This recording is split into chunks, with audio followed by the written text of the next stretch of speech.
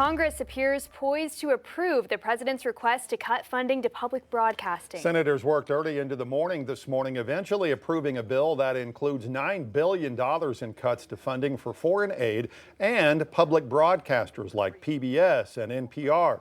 Many of the cuts were recommended this year by the Department of Government Efficiency. Now, that bill being debated in the House, it could pass pretty much any moment now. And after that, it goes to the White House for the president's signature. Our news reporter Bo Russell is looking into this to learn what these cuts could mean for public broadcasting stations in Arkansas. This clawback bill looks to reduce $1.1 billion from the Corporation for Public Broadcasting, the main source of federal funding for public radio. KUAF, the public radio station serviced by the University of Arkansas, serves more than 750,000 people across northwest Arkansas, the Arkansas River Valley, southern Missouri, and eastern Oklahoma. They provide a diverse range of content, including potentially life-saving emergency broadcasts. We did 75 emergency alerts just in the last fiscal year. So these are all services on which people depend. For many in the area, KUAF and their affiliate NPR are a main source of news and connection.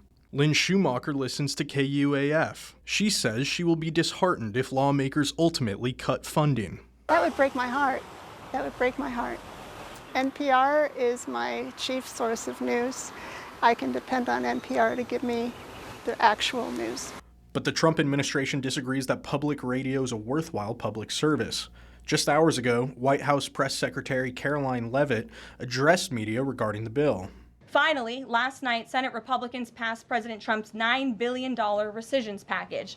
This will help restore fiscal sanity in our country by rescinding billions in wasteful foreign aid and finally ending taxpayer funding for PBS and NPR, two media organizations that have ridiculously used federal dollars to push a partisan left-wing agenda for many years.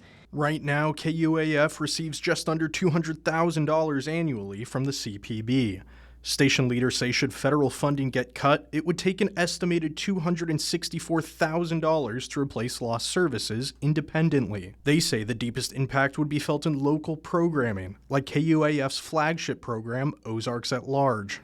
We hear from people all the time that this is the way that they stay connected with what's going on in Northwest Arkansas. There's news deserts all across our region. There's counties in Northwest Arkansas that don't have a local newspaper, that don't have local media. So we really take it on ourselves to make sure that everyone in our region know they're important and that they're represented by our reporting.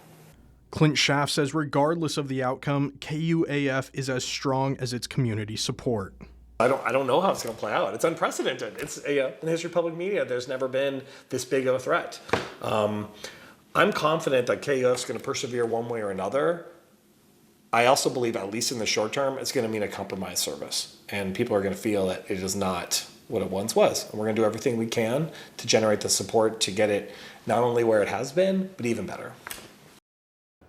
I also received a statement from Arkansas PBS. They say in part, for nearly 60 years, Arkansas PBS has been a trusted source of learning, inspiration, and connection for communities across our state. We understand how much our viewers and supporters value the programming and resources we provide, and we look forward to continuing those efforts.